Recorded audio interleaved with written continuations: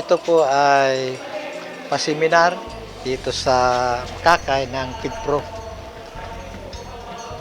na tungkol po sa pag-alaga ng babuyan dito sa amin. Nagsimula po to ng si Iman pumunta sa opisina. Meron daw siyang kakandakin dito ng patraining. Kaya siya pumunta doon sa aming buting mayor para paalam kung ano ang kanyang bakay dito sa Makakay. Ito po ay dinala ko dito sa Bicol sa suporta po ng kumpanya na ipagbigay alam ang pagbababuyan na walang amoy sa bawat lugar dito sa Albay. So galing ako ng Kamsor, so ngayon dito ko naman dinadala sa Albay. Ngayon inuna ko muna ang bayan ng Bakakay. Salamat naman at dahil sa kagustuhan din ng mga local government units natin na sinuportahan naman na sa tulad ng nangyari sa Albay, ang ginawa nila, silang nagbigay ng libreng binyo, mga upuan, maging nagbigay din sila sa sound system, pati mga nagparapol din sila ng biik. Sabi sa akin ni Mayor, bago siya umalis papuntang DAP, Development Academy, nag-seminar siya, in-instructionan niya ang mga market administrator, mga tawa niya rito na lahat na kailangan ng FeedPro na tulungan 100% full support ang LGU sa na activity ito na ginagawa natin ngayon dito.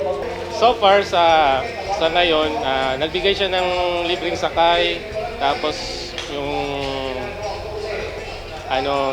mga other logistics, binigay niya sa amin yung mga para ma-prepare, mga tarpaulins, advertisement, binigay yun sa amin para mai-promote palalo yung Kasi concern ng mayor yung organic farming ngayon.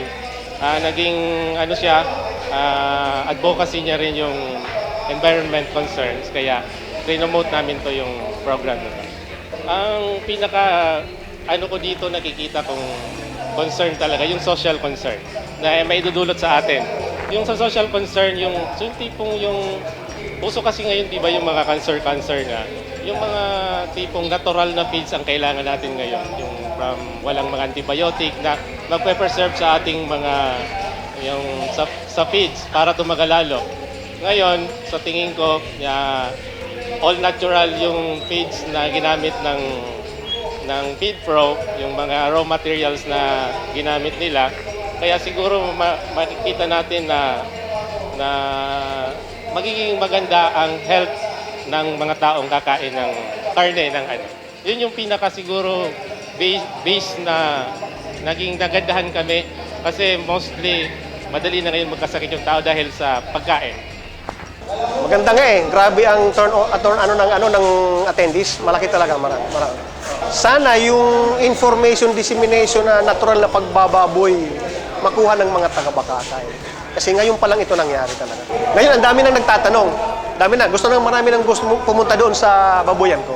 Gusto daw makita yung kulungan na PAGIS Innovation.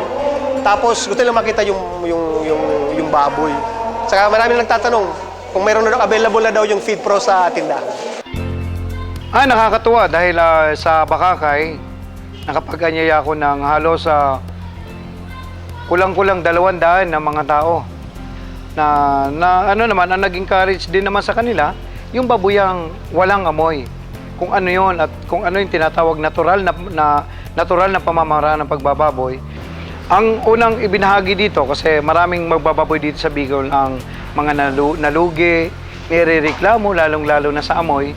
So ang naibahagi dito, yung pong unang-una yung pagtuturo sa kanila ng pagbababoyan na hindi na nila kailangan pang lumayo, ang pagbababoy na nagbabayad pa sila ng tao para dalhin pa sa lupa nila na malayo sa kanila. At yun ang nagiging karagdagan na gastusin ng mga magsasaka dito sa pagbababoy. At ang iba naman, dahil nahihiya din dahil ang mga kapitbahay na dahil sa mabaho, irereklamo sa barangay, yun din. Ngayon, ang naturuan natin sila doon sa sistema, natuwa sila dito, at yung bagong tinuturo na teknolohiya din pagdating sa sa feeds na ini-introduce ng kumpanya. Natuwa sila dahil dito mas malaki ang naititipid nila pagdating sa pagkain. Nalaman nila na dito sa sistema ng FeedPro, mas nakakatipid sila, mas maganda ang baboy. At marami rin akong sumubok dito sa loob ng halos magdadalawang buwan ko pa lang dito sa Albay. May mga nakumbinsin gumamit ng feeds, nakita nila ang kaibang laki sa kanilang mga baboy. So far, ang hope namin sana i-catch up yung program na binibigay sa atin ng technology. Yung kasi yung challenge na mahirap na sabihin lang natin na eto yung maganda. Pero yung talagang gagawin ng tao, mahirap mo i-control yon. Pero siguro through good advertisement, good information and education campaign, malalabanan natin yung tipong hindi nila pagtanggap sa technology. Sa tingin ko naman maganda yung technology. Tingnan natin yung attendance na dumating sa atin ngayon. Maraming umattend ng ating programs. Kaya sa tingin ko yung tao parang na-amaze sa technology na walang amoy.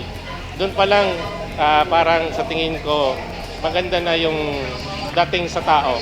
Walang amoy yung baboy, parang kakaiba. Baboy yun eh, kailangan may amoy. Parang gano'n. Dito kasi sa Bakakay, marami na ang magbababoy dito. Yung conventional na pagbababoy.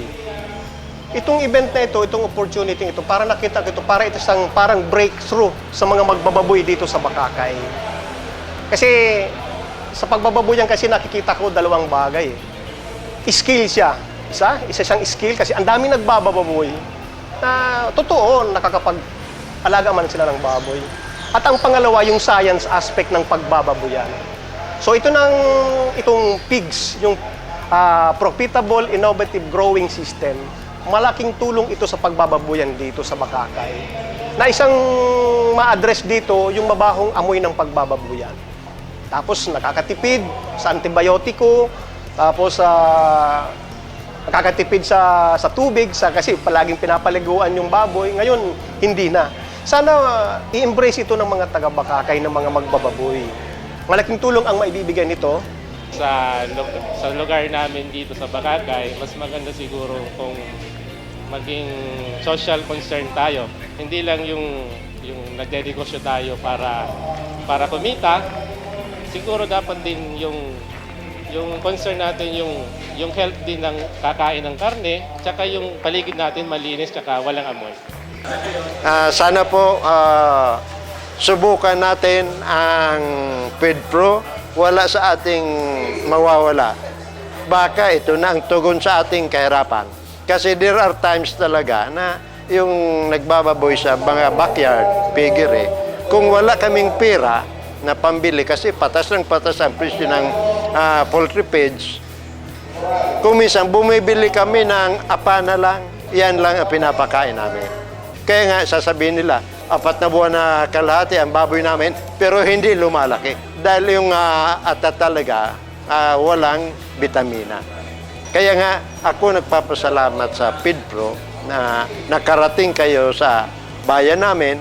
Sana talaga malaking tulong kayo, kasagbutan kayo sa matagal ng problema ng mga mabababoy sa bayan namin. Dapat po, kung mayroon mga programa tulad nito mga FeedPro na talagang para matulungan ang ating mga magsaka at magbabuyan, huwag silang mga atubili, lalo ng ating mga local government unit, sila ay talagang tulungan ang ating mga magsaka. Nagpapasalamat po ako sa lugar po ng Bakakay. Nagpapasalamat po ako sa punong bayan nila, kay Mayor Tobias Bitito, at sa kanilang maupo doon, 10 ng kanyang mga staff po doon. Maraming salamat po sa tulong niyo po sa amin, sa Pro Natural Feed Corporation, para makapagbigay ho tayo ng kaalaman sa mga kababayan natin. Maraming salamat.